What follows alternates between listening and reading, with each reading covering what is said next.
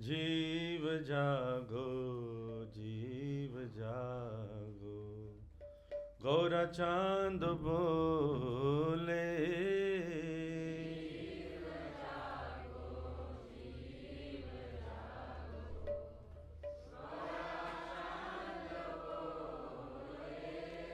जीव जागो जीव जागो, गौरा चांद बोले।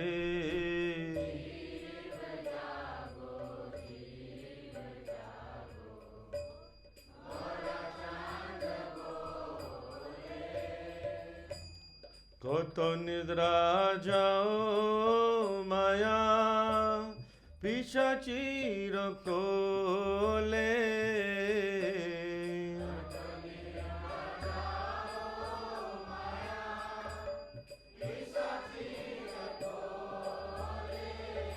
जीव जागो जीव जागो, गोरा चांद बोले।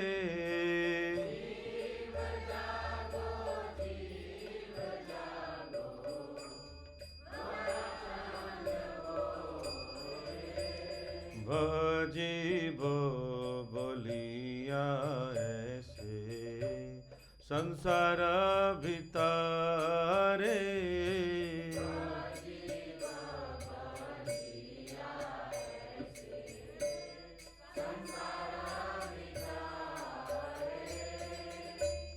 भजीबो बोलिया ऐसे संसार भितारे।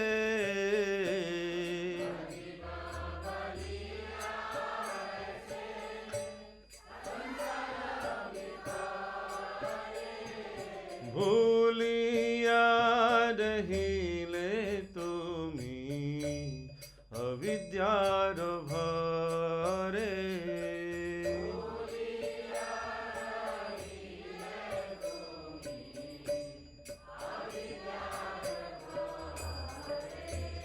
तोमार लहिते आमी हैनु अवतार।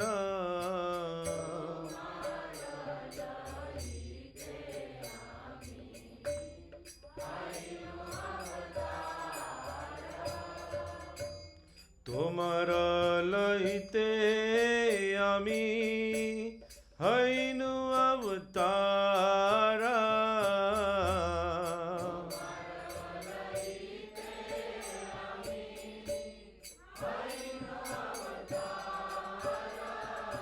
आमी बिना बंधु आर के आछे तोमारा।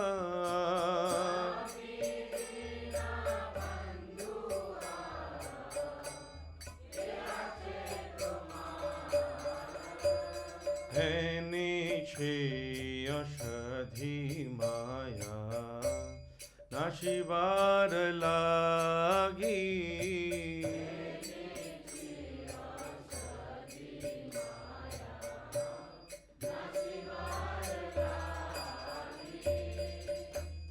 है नीचे औषधि माया नाशिबार लागी।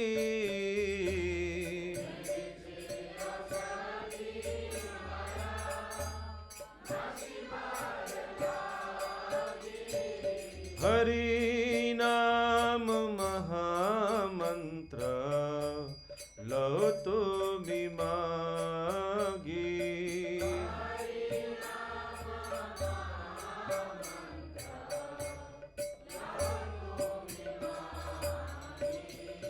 भक्ति विनोदा कभू चरणे पड़िया।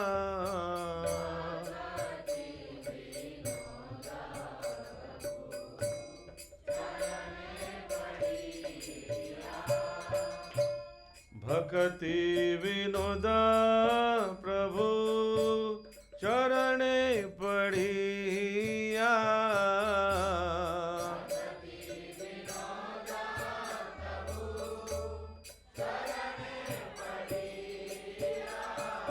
ते हरि नाम मंत्र लैलो मगिया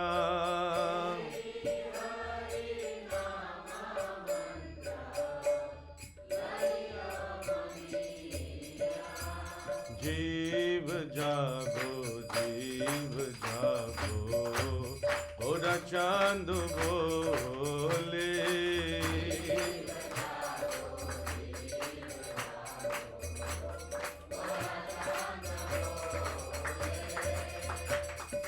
तो निद्रा जाओ माया पिशाचीर खोले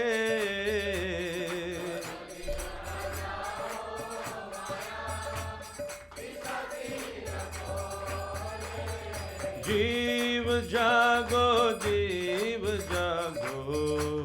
गोरा चांद बोले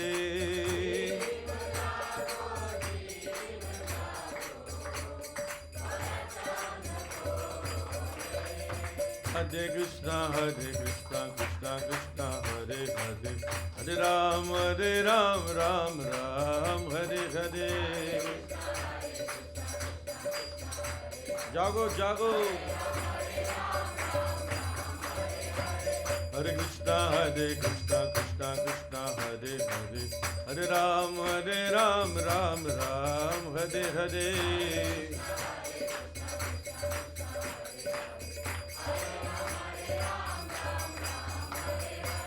हरे कृष्णा कृष्णा कृष्णा हरे हरे हरे राम राम हरे हरे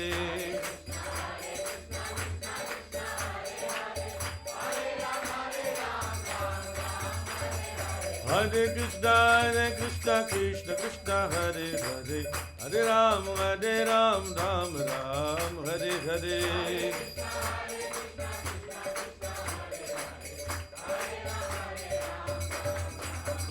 हरे कृष्णा कृष्णा कृष्णा हरे हरे हरे राम राम हरे हरे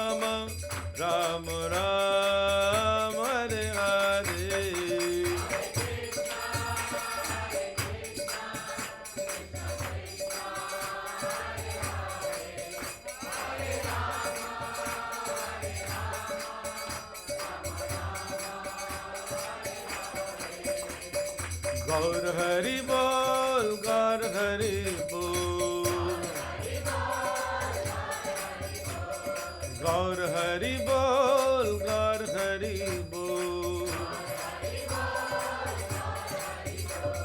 गौर हरि बोल गौर हरि बोल गौर हरि बोल गौर हरि बोल हरि बोल हरि बोल हरि बोल हरि बोल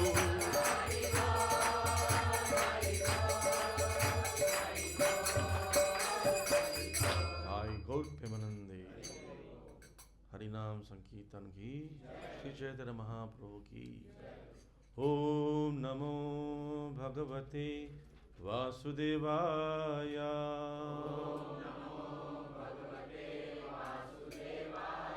ओम नमो भगवते वासुदेवाय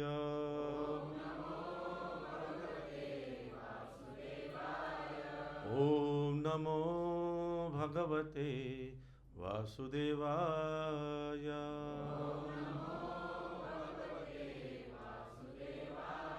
नारायणं नमस्कृत्य नरं चैव नरोत्तमं देवीं सरस्वतीं व्यासं ततो जयमुदीरयेत् नष्टप्रायेषु भद्रेषु नित्यं भागवत सेवया भगवति उत्तम श्लोके भक्तिर्भवति नैष्ठकी ओम अज्ञानतिमिरान्धस्य ज्ञानञ्जनशलाकया चक्षुरुन्मिलितं येन तस्मै श्रीगुरुवे नमः श्रीचैतन्यमनोभीष्टं स्थापितं येन भूतले स्वयं रूपः कदा मह्यं ददाति स्वपदान्तिकं वाञ्छाकल्पतरुभ्यश्च कृपा सिन्धुभ्य एव च पतितानां पावनेभ्यो वैष्णवेभ्यो नमो नमः।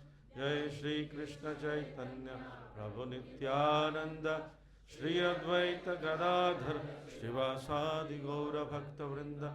हरे कृष्ण कृष्ण कृष्ण हरे हरे, हरे राम राम राम हरे हरे। नमो विष्णुपादाय कृष्णप्रेष्ठाय भूतले श्रीमते भक्तिवेदांत स्वामिनिति नामिने। नमस्ते सारस्वती देवे गौरवाणी प्रचारिणे निर्विशेष शून्यवादी पाश्चात देशतारिणे। हरे कृष्णा। तो अध्ययन करने जा रहे हैं ग्रंथराज श्रीमद् भागवतम स्कंद 2 अध्याय 5 श्लोक संख्या 21 से आरंभ करेंगे। और पिछले श्लोकों में ब्रह्मा जी बोल रहे हैं किस प्रकार भगवान समस्त कारणों के कारण है और परम दृष्टा भगवान हम सबके भी नियंता है और तीनों गुणों के कारण जीव को संसार से इंद्रियों की अनुभूति कराते हैं, तो खुद इस अनुभूति से परे हैं। हम सब इस संसार में तीनों गुणों के अंतर्गत रह कर कार्य करते हैं, हमें करना पड़ता है, उस पर प्रभाव पड़ता है हमारा समय का, वस्तु का। हम अगर तमोगुणी चीज़ कुछ खाते हैं तो तमोगुण का प्रभाव पड़ता है हम पर।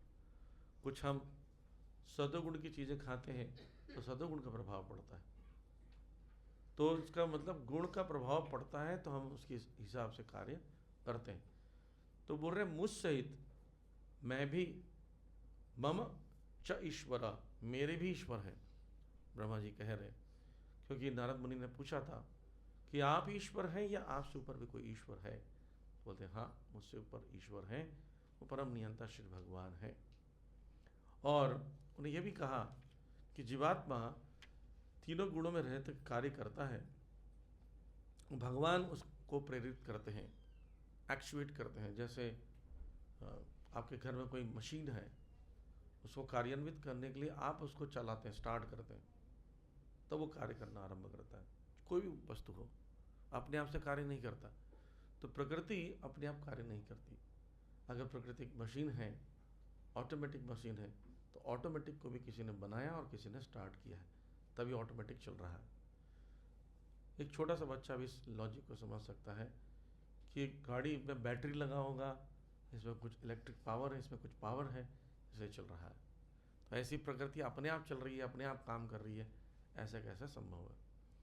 और इसका भगवद गीता में भगवान भी कहते हैं, मया अध्यक्षण प्रकृति सुईते सचराचरम हेतु नानि न कौन्तेया जगत विपरिवर्तते।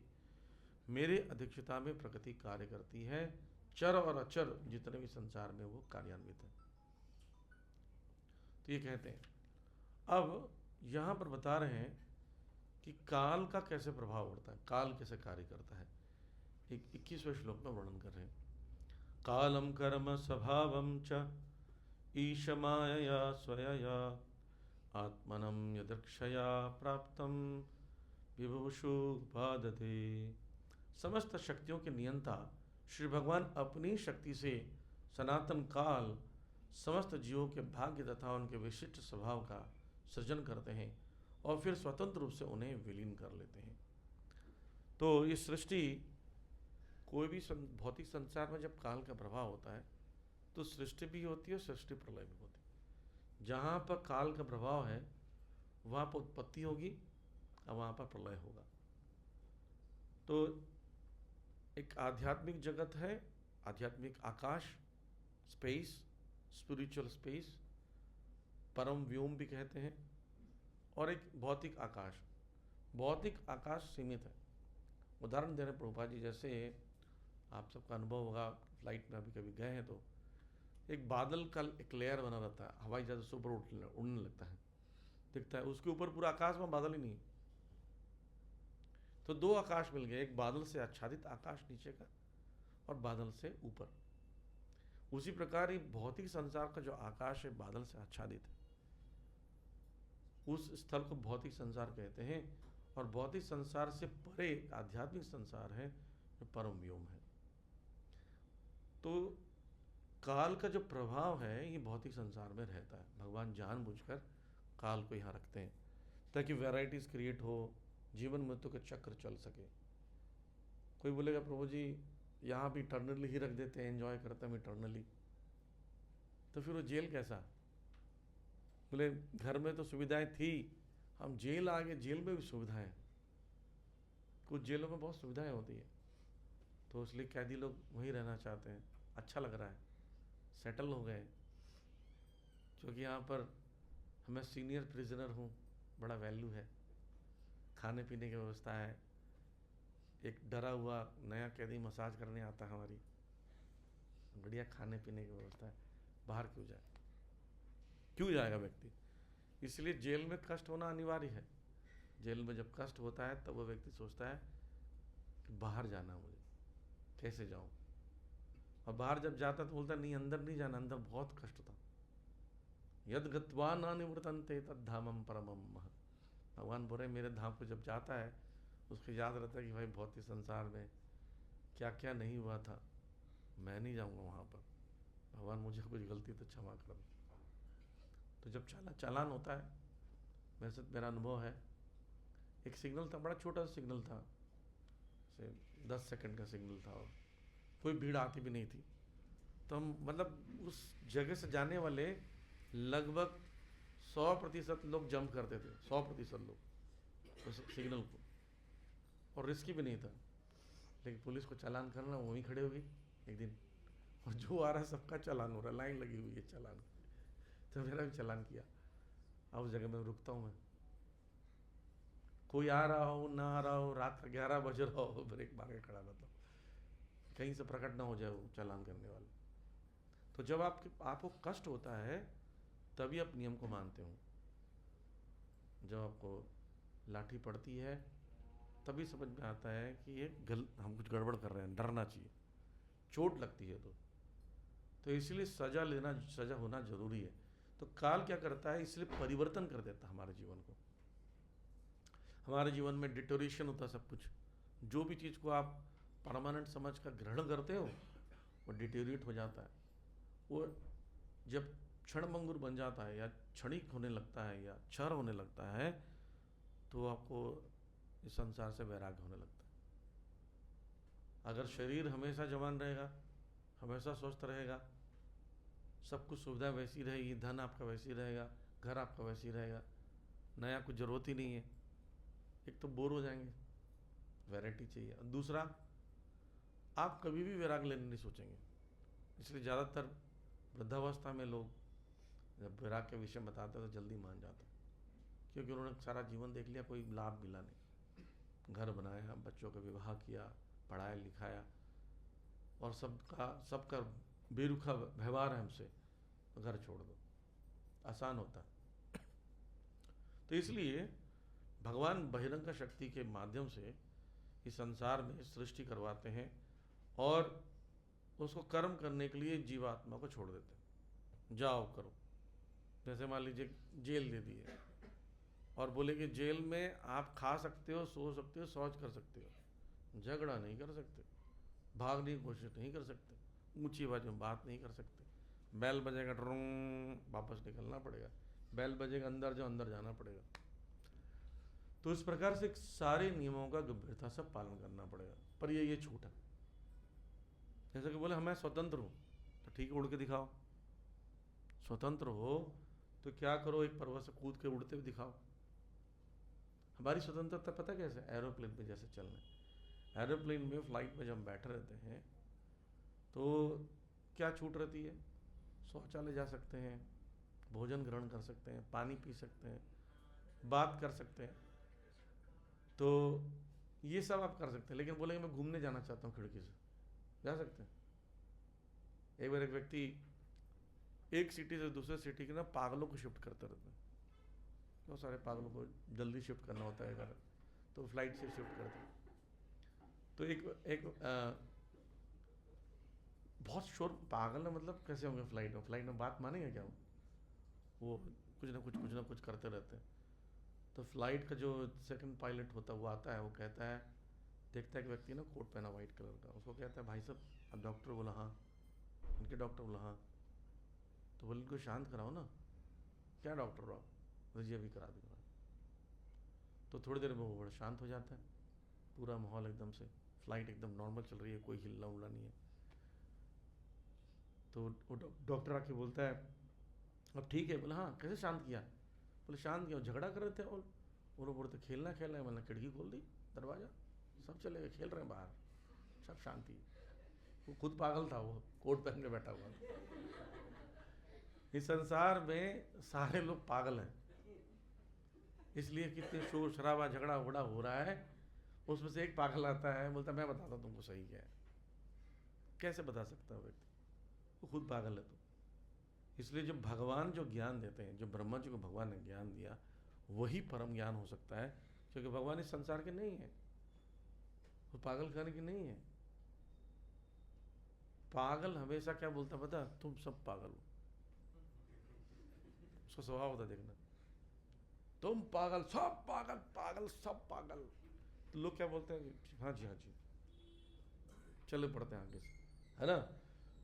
तो अगर हम लोग राइट सोर्स से परम ज्ञान लें तो आप ऑटोमेटिकली हमें समझ में आ जाएगा परम ज्ञान क्या है और क्या करना है।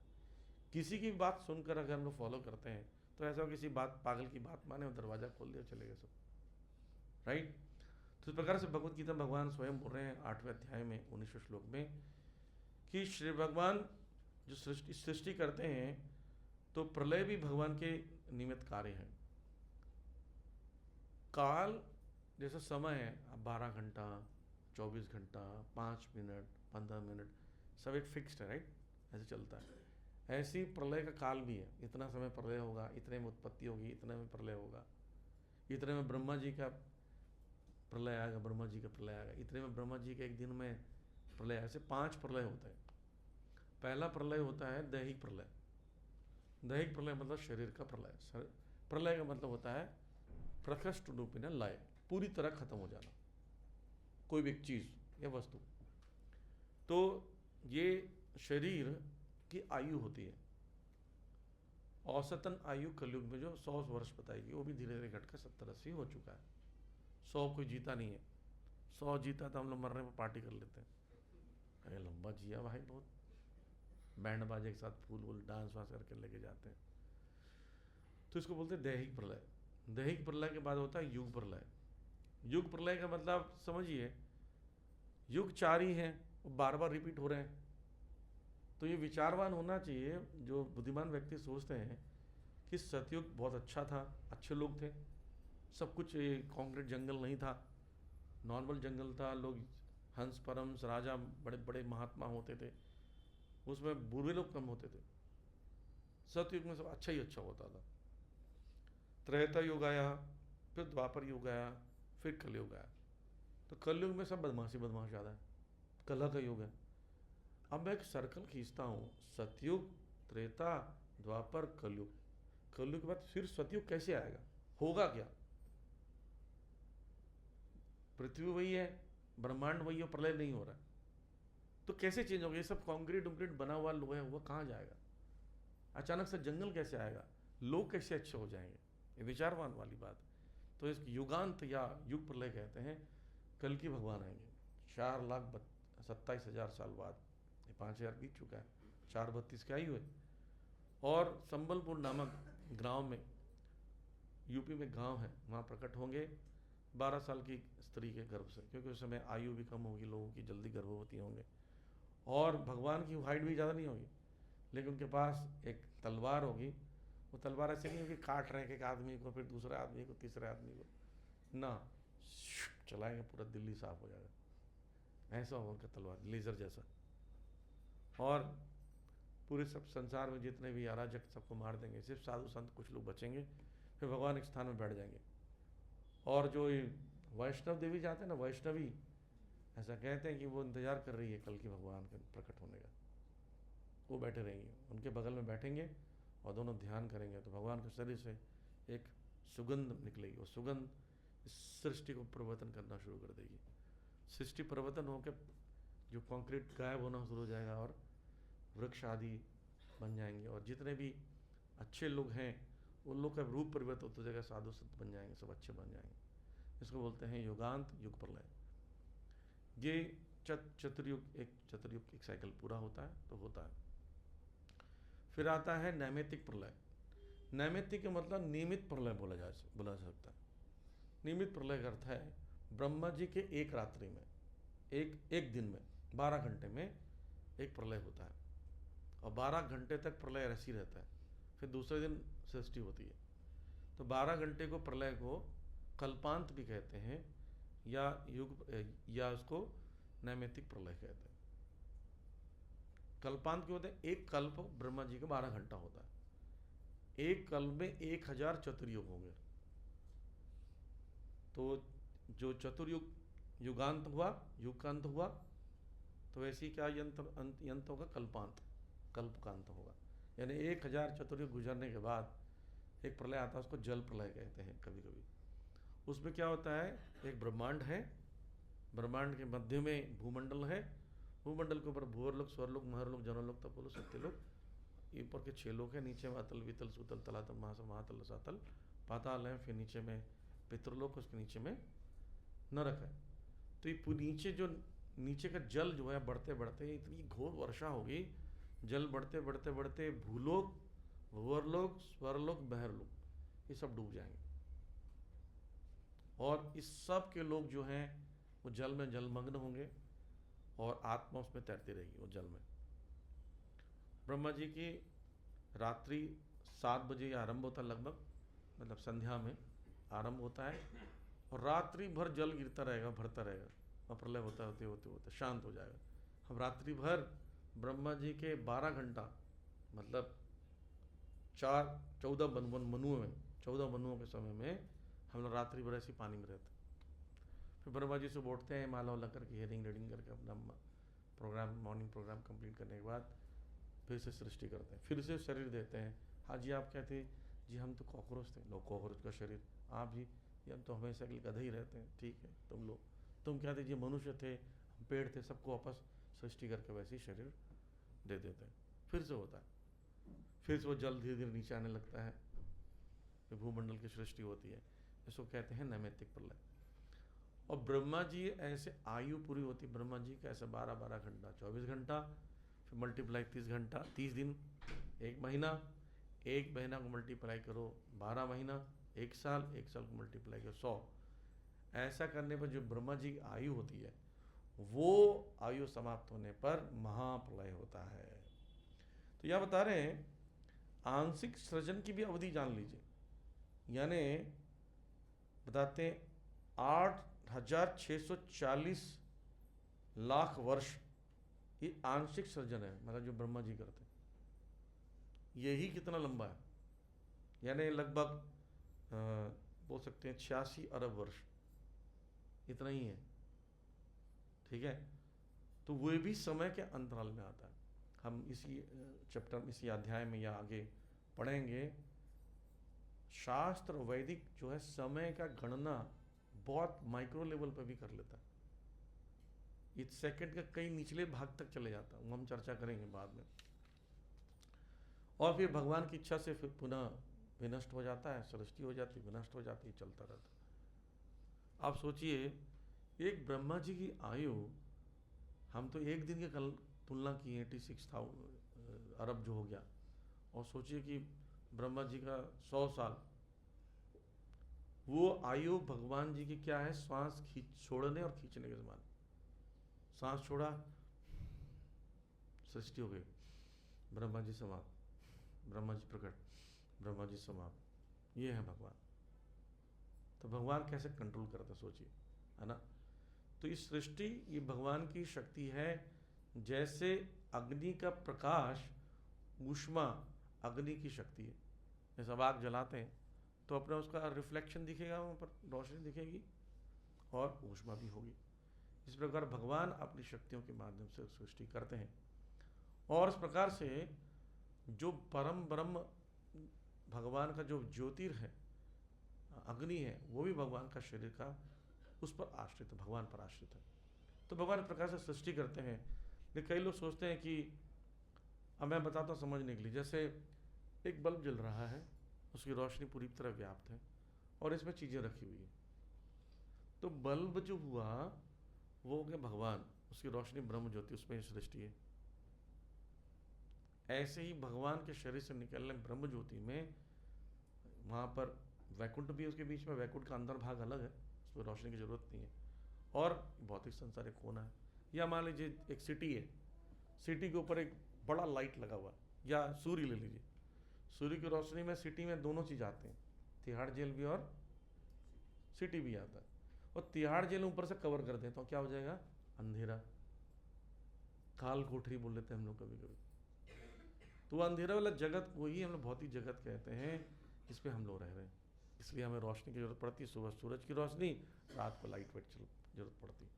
आध्यात्मिक आकाश एकदम अच्छा है, इसलिए 3/4 स्पिरिचुअल वर्ल्ड है, 1/4 मटेरियल वर्ल्ड। तो बड़ा है, बड़ा मतलब लोग ज़्यादा लोग वहाँ जनसंख्या ज़्यादा है, ऐसे नहीं कि यही जनसंख्या बढ़ रही है, वहाँ बहुत ज़्यादा है। तो इसलिए भगवान भगवत गीता में कहते हैं 9वें अध्याय के 5वें 6वें और 7वें में कि मानवीय बुद्धि कल्पना नहीं कर सकता, और उसके लिए अत्यंत कठिन भी है कि भगवान कैसे संसार में सृष्टि करते हैं, उसको समझ नहीं आता। तो क्या बोल लेता है, जो चीज़ हमको समझ नहीं आता है उसके लिए हम कुछ भी बोल लेते हैं।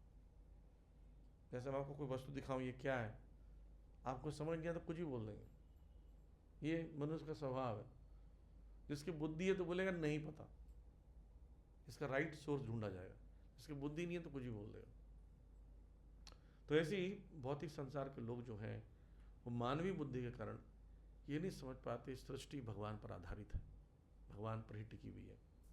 जैसे एक उदाहरण देते हैं भगवान भगवत गीता में, जिस संसार में प्रत्येक वस्तु या वायु या परमाणु भी एक आकाश के अंदर है, विशाल आकाश के अंदर है कि नहीं।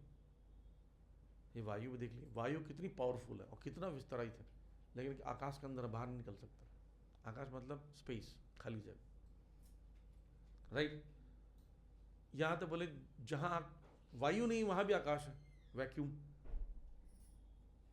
इसलिए आकाश इतना विस्तृत है कि सब कुछ उसके अंदर है। ऐसे ही भगवान इतने विस्तृत हैं कि सब कुछ उन पर निर्भर है। यहाँ के शंकराचार्य भी यही कहते हैं, नारायण परो व्यक्तात्, भगवान हमारे व्यक्तित्व के परे, हमारे समझ के परे है, हम समझ नहीं सकते। और भगवान अपना विस्तार करते हैं महाविष्णु के रूप में, महाविष्णु अपना विस्तार करते हैं गर्भोदक्षा विष्णु, गर्भोदक्षा विष्णु करते हैं शिरोदक्षा विष्णु, और उनके शरीर से ब्रह्मा जी प्रकट होते हैं, ब्रह्मा जी सृष्टि कर देते हैं आगे। तो ये चल रहा है।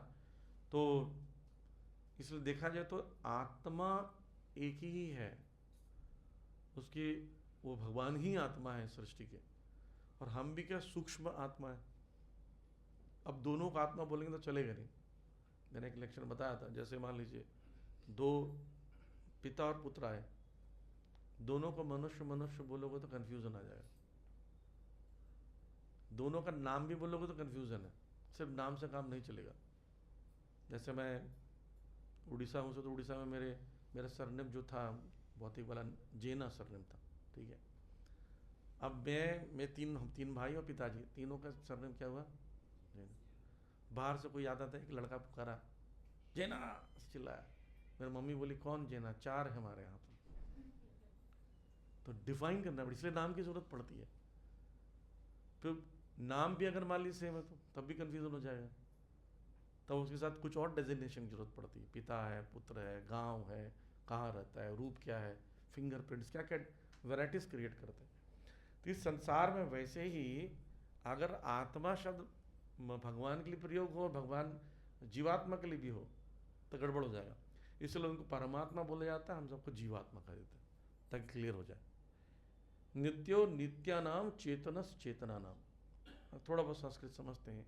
चेतना नाम का मतलब बहुवचन है, चेतन मतलब एक वचन। चेतना नाम जब लगाते हैं, चेतना नाम लगा देते हैं तो क्या हो जाता है? बहुवचन। नित्यो नित्यानाम चेतनस चेतना नाम, एको जो विदधाति कामान, एक जो है वो सारे संसार को, बाकियों को कंट्रोल करता है, बाकी चेतनों। तो इसलिए हम भगवान की ही एक संरचना है, एक विभूति है जीवात्मा, लेकिन संसार में हम आकृष्ट हो गए, संसार में आ गए। हमारा समस्या क्या है, हम सोचते हैं हम भौतिक संसार को हम यूज़ कर लेंगे। ये सबसे बड़ी समस्या है कि हम ऐसा ऐसा कर देंगे ना, भौतिक संसार माया समझ नहीं पाएगी। भगवान बोले मम माया दुरतया, मेरी माया दुरुस्त है। जितने भी लोग ये दिखाते हैं कि माया को हम कंट्रोल कर लेंगे, वो सब फंस जाते हैं। मोबाइल सबसे बड़ा उदाहरण है। हमने मोबाइल क्यों बनाया? अपनी सुविधा के लिए, अपने लिए, हमारे हिसाब चलाने के लिए। एक्चुअली सब हो रहा है, मोबाइल हमें चला रहा है, सोचो, इंटरनेट हमें चला रहा है। क्या हालत हो गया है। हमने गाड़ियां बनाई जल्दी पहुंचने के लिए, लेकिन गाड़ियों में क्या हो रहा है, धीरे जा रहे हैं, ट्रैफिक इतना ज़्यादा। तो इस प्रकार से हमें भौतिक संसार के प्रति पूरी आसक्ति हो जाती है, और हम में भगवान में यही अंतर है। हम भगवान के बनाई हुई माया में फंस जाते हैं, सूक्ष्म हैं, और भगवान स्वतंत्र रहते हैं। यही अंतर है आत्मा और परमात्मा में। अब सृष्टि करने के लिए जो काल प्रकट हुआ, वो काल ने क्या किया, ये बता रहे हैं 22वें श्लोक में। कालात् गुण व्यतिकरः परिणाम स्वभावतः कर्मणा जन्म महता पुरुष अधिष्ठितात् अभूत। प्रथम पुरुष अवतार यानी कारण अरुणशाही यानी कारण सागर में लेटने वाले भगवान विष्णु के बाद महत तत्व अथवा भौतिक सृष्टि के तत्व अर्थात भौतिक सृष्टि के सिद्धांत घटित होते हैं, तब काल प्रकट होता है। और काल क्रम में तीनों गुणों प्रकट होते हैं। प्रकृति का अर्थ है तीन गुणात्मक अभिव्यक्तियां जो कार्यों में रूपांतरित होती हैं। एकदम सरल भाषा में समझाता हूँ। सृष्टि कैसी है, आप समझ लीजिए एक मशीन है। कोई व्यक्ति आया, घर में एसी रखा हुआ है, 1 करोड़ साल तक एसी अपने आप चालू नहीं होने वाला। बोले नहीं मुझे ऑटोमेटिक आता, तो आपने उसको प्रोग्राम कर रखा है, अपने आप चालू नहीं होगा। आप आते से बटन दबाते हैं, एसी चालू हो जाता है। और एसी चालू होता है, कंप्रेसर पहले कंप्रेस करता है, रेफ्रिजरेंट को कंप्रेस करता है, तो प्रेशर के कारण क्या करता है, फ्लो होने लगता है। और कॉइल से जब फ्लो होके आता है तो उसका प्रेशर ड्रॉप होता है, धीरे धीरे चलता है ना, प्रेशर ड्रॉप होता है। प्रेशर ड्रॉप होता है तो कोई भी कहीं भी प्रेशर ड्रॉप होता है, उसको टेम्परेचर चाहिए, तो टेम्परेचर क्या करता है, खींच लेता है ताकि नॉर्मल प्रेशराइज हो। प्रेशर डिफरेंस से ही हवा चलती है, प्रेशर डिफरेंस से तापमान में परिवर्तन आता है, तो हम नहीं खींचता, बाहर फेंक देता है। तो ये सिस्टम बनाया गया था, पर सिस्टम एक्चुएट नहीं हो सकता जब तक कोई बाहर से बटन ना दबाए। इंजन कितना भी महंगा इंजन हो, अरबों रुपए का इंजन हो, जब तक उसको चालू नहीं करो चालू नहीं होगा। ऐसी प्रकृति बैठे रहती है, तीनों गुणों से बनी प्रकृति चुपचाप रहती है। उस चुपचाप अवस्था में रहने वाली प्रकृति को प्रधान कहते हैं। ठीक, अब उसको एक्चुएट कैसे करते हैं? जैसे हम लोग बटन दबाते हैं, चाबी लगाते हैं, बटन दबाते हैं, फैन का फैन चलने लगता है। ऐसे ही भगवान जब देखते हैं अपनी आँखों से उस सोई हुई प्रकृति यानी प्रधान को, तो क्या होती है, एक्चुएट हो जाती है। एक और उदाहरण देता, मैंने कई बार दिया है। एमसील, एमसील जानते हैं? एमसील में 2 टुकड़े होते हैं, वो एक साथ रख के भेजते हैं, पर अपने आप कभी काम नहीं करते हो, ऐसे ही पड़ा रहता है, पड़ा रहता है, पड़ा रहता है। फिर एक मनुष्य आता है, उसको फाड़ता है, फिर 2 टुकड़ा लेता है, उसको खोलता है। अब वो रिएक्शन शुरू हो गया उसका, और जैसे कि चिपकाओगे, जैसे सूखते साथ हार्ड हो जाएगा। प्रभु जी प्लास्टिक के अंदर था, दोनों साथ में थे, हार्ड क्यों नहीं हुए? क्योंकि आपने उसको एक्चुएट नहीं किया। क्रिया जैसे दूध है, दूध को हम लोग दही जमाते हैं, जामन डाल के एक्चुएट करते हैं। ऐसे ही प्रकृति को, सोई हुई प्रकृति को भगवान एक्चुएट करते हैं दृष्टिपात करके, देख कर। जैसे एक स्त्री है, उसका गर्भ है, अंडाशय है, अंडा आता है, लेकिन उसमें क्योंकि किसी पुरुष का शुक्राणु नहीं जाता है, तो उसमें गर्भ नहीं ठहरता है, वो अपने आप नष्ट हो जाता है। ये हर महीने हो रहा है। लेकिन जैसे पुरुष का उसमें शुक्राणु जाता है, वो गर्भ ठहर जाता है, एक शुक्राणु छोटा सा। ऐसे ही भगवान इस प्रकृति जो माँ है, इसका जो गर्भ है यानी ब्रह्मांड है, बहुत प्रगति बड़ी है और बहुत सारे अंडे हैं। उसमें क्या करते हैं, देखते हैं भगवान, तो आँखों से प्रगति को इम्प्रेग्नेट कर देते हैं। उसमें से एक शिशु उत्पन्न होता है, उसको बोलते हैं गर्भोदक विष्णु, वो सृष्टि करते हैं। तो ये सब करने में काल का प्रभाव होता है। भगवान अपनी आंख से देखकर काल प्रवेश कराते हैं, तब वो कोई चीज़ उत्पत्ति क्या होगी, समय चाहिए उसके लिए, समय नहीं है, समय के बिना कोई चीज़ उत्पत्ति नहीं हो सकती। तो भगवान देखकर काल का प्रवेश कराते हैं उस वस्तु पर, फिर वो बढ़ने लगता है, परिवर्तित होने लगता है, वैराइटीज क्रिएट करता है। ऐसे एक और उदाहरण है, एक पेंटर आया, उसने 3 कलर रखे हुए थे, ठीक है। बेसिक कलर जानते हैं कौन कौन सा होता है, कौन कौन सा? हाँ, RGB, ठीक है, रेड, ग्रीन एंड ब्लू। तो RGB कलर से कितने सारे कलर बना सकते हैं। RGB कलर रखा हुआ है, अब रखा ही हुआ है, कोई कुछ नहीं कर सकता। पेंटर आता है, निकालता है कलर, रेड एंड येलो निकालता है, ब्लू निकालता है, मिलाता है, मिक्स करता है कलर, तीसरा कलर, चौथा कलर, ऐसे वेराइटीज कलर क्रिएट कर सकता है।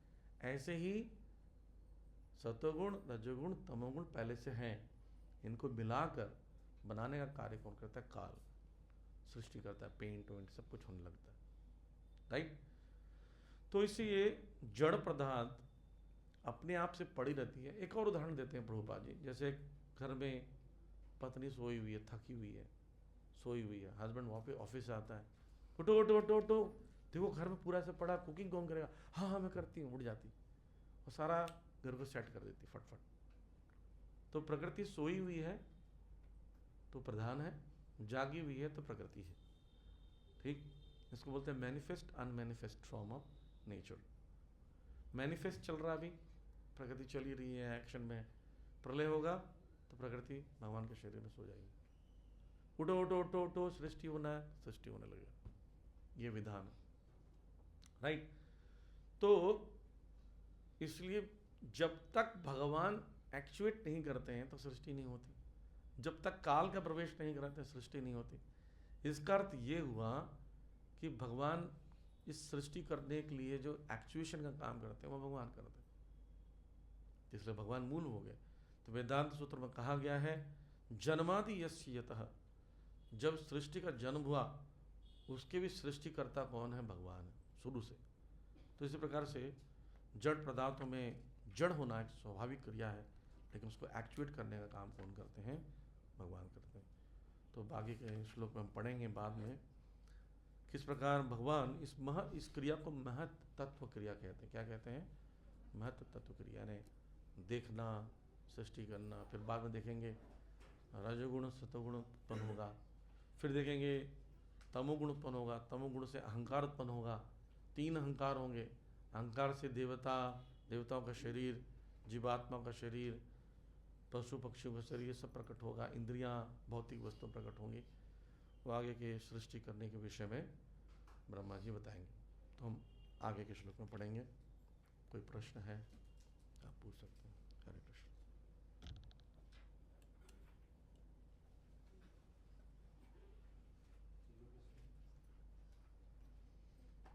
ज़्यादातर सृष्टि के विषय में प्रश्न नहीं आता है,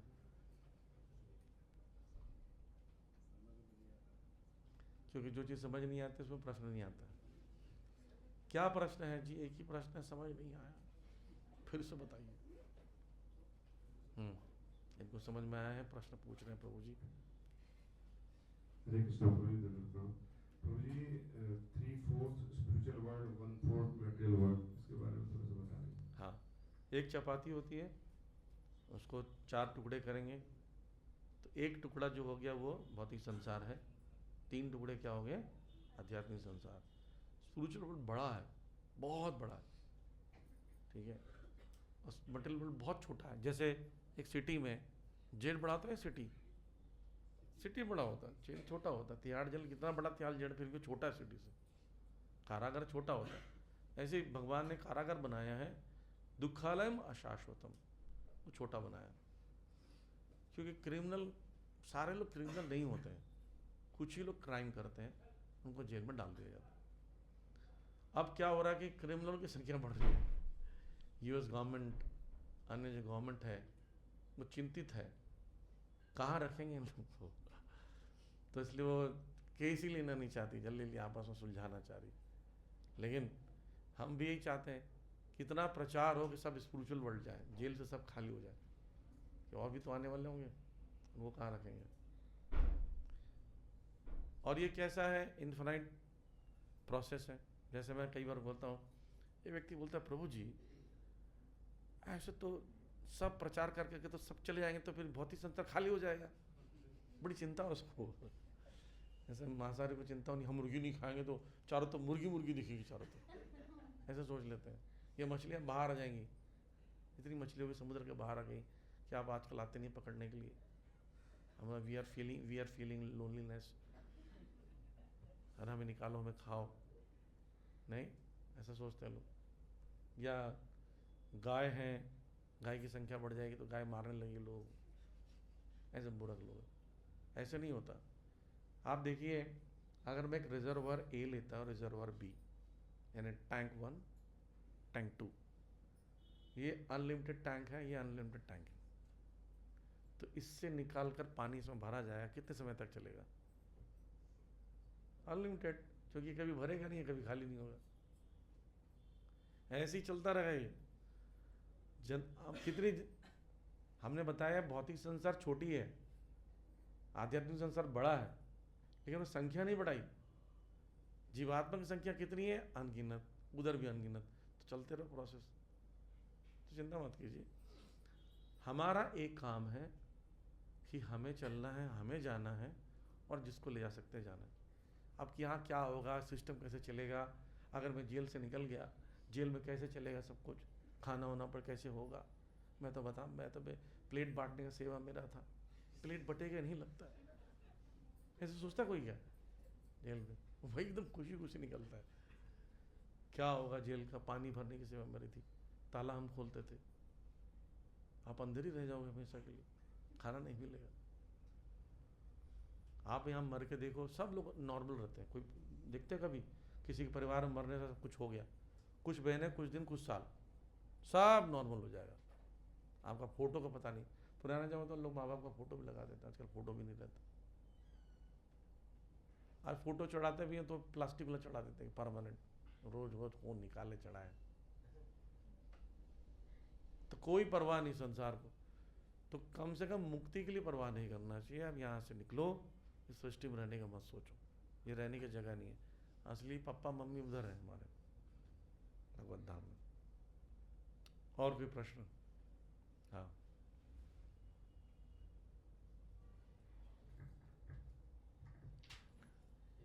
जैसे हर प्रलय के बाद मतलब ऐसा होता है कि पुराने शुरू होते हैं या शुरू से शुरू होते हैं? हर प्रलय के बाद कैसे होता शुरू से शुरू मतलब जैसे सतयुग से?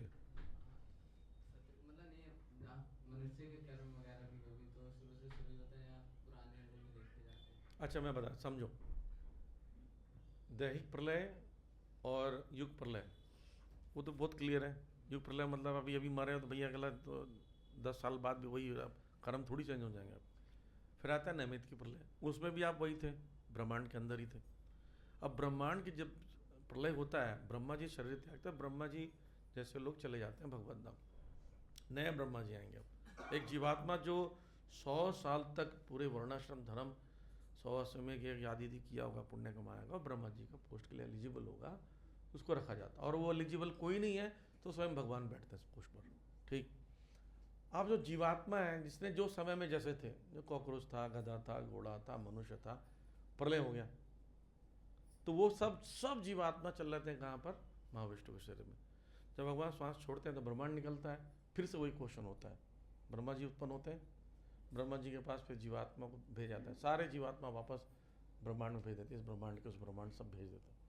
फिर ब्रह्मा जी पूछते हैं क्या चीज़ थी? महाप्रलय जब हमारे जो पहले वाले ब्रह्मा जी मरे थे तब क्या थे आप? जी वही गधे थे जी, हम तो चल रहा है वहाँ, गधे बनो, लो गधा जी, थोड़ा अच्छा बनवा देना ना बेटा, ऐसे ही बनोगे, सुंदर गधा नहीं होता, गधा गधा होता है।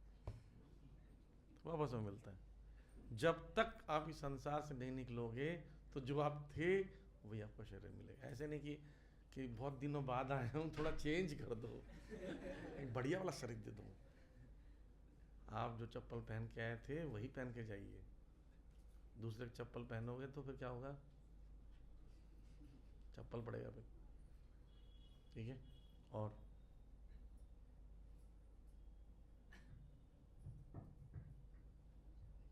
प्रभु जी मेरा सवाल ये कि मतलब सबसे मेन भगवान कौन सा है जिनसे सब कुछ निकला हुआ है? कृष्ण है। और बोलते ना कि विष्णु भगवान भी मतलब विष्णु भगवान भी उनसे निकले हुए हैं, यही तो बताया गया सबसे भागवतम में। अब पढ़ेंगे पहले स्कंद में ही, जब सूत गोस्वामी से प्रश्न पूछ रहे हैं नैमिषारण्य में ऋषि मुनि, तो बोले अवतारों को वर्णन करो। तो उन्हें 24 अवतार समझाए। 24 अवतार समझाने के बोले कि एते च अंश कला पुंसम कृष्णस्तु भगवान स्वयं। सूत गोस्वामी जी बोल रहे हैं मैंने जितने बताए ये अंश और कला है। अंश का मतलब होता है एक्सपेंशन, और एक्सपेंशन के एक्सपेंशन को कला कहते हैं। कौन? उसमें राम, लक्ष्मण जी, भरत, शत्रुघ्न भी, यहाँ तक कि विष्णु भी। पहला अवतार बताया पुरुष अवतार। पुरुष अवतार 3 होते हैं, महाविष्णु, गर्भदक्ष विष्णु, शिरोदक्ष विष्णु। फिर 4 कुमार, ये भी सब एक्सपेंशन है। नारद मुनि, ये भक्ति का अवतार है। शक्तिवश अवतार, लीला अवतार, गुण अवतार, मनवंतर अवतार, पुरुष अवतार। ऐसे अवतारों का वर्णन करने के बाद उन्होंने कहा ये सब अंश और कला है, कृष्णस्तु भगवान स्वयं। वो कब आते हैं जी? वो आते हैं जब समय होता उनका, फिक्स होता समय। क्या होता? ब्रह्मा जी के एक दिन में 14 मनवंतर होते हैं, तो 7वें मनवंतर के एक मनवंतर में 71 चतुर्युग होते हैं, तो 28वें चतुर्युग में आते हैं। एक चतुर्युग में 4 युग होते हैं, तो चौथे वाले तीसरे में आते हैं द्वापर युग में। यानी ब्रह्मा जी के एक दिन में 7वें मनवंतर के 28वें चतुर्युग के द्वापर युग में आते हैं स्वयं भगवान। बाकी समय हम किसको भेजते हैं? अपना विस्तार। और ये भी था कि श्री कृष्ण की कितने प्रकार के शक्ति हैं और उन क्या? सब श्री कृष्ण भगवान की कितने प्रकार के शक्ति हैं? शक्तियाँ हाँ, और उनसे क्या क्या चीजें भी अनेक अनंत शक्ति है। जैसे किसी की शक्ति सीमित हो गई, मैं हमारी शक्ति सीमित है ना, तो हम लोग सीमित कहलाए हैं। अगर भगवान असीम तो उनकी शक्ति कैसी होनी चाहिए? असीम। लेकिन प्रमुख शक्तियाँ 16 है। उन 16 शक्तियों में से भी प्रमुख शक्तियाँ 3 हैं। उसको कहते हैं भूल नील आदि करके हैं। उसमें प्रमुख शक्तियाँ 3 है, संवित, संधिनी, आह्लादिनी। 3 शक्तियाँ। संवित शक्ति जो होती है वो अवतार लेने में सहायता करती है भगवान का, ये जो विष्णु आदि। और संधिनी शक्ति सृष्टि करने में, भौतिक और आध्यात्मिक। और आह्लादिनी शक्ति के कंट्रोलर है राधा रानी, जो भगवान को प्लेजर, हम सबको प्लेजर जो भी मिलता है वो प्लेजर क्रिएट करने के लिए। ठीक है। और ग्रंथराज श्रीमद् भागवतम की निताय गौर।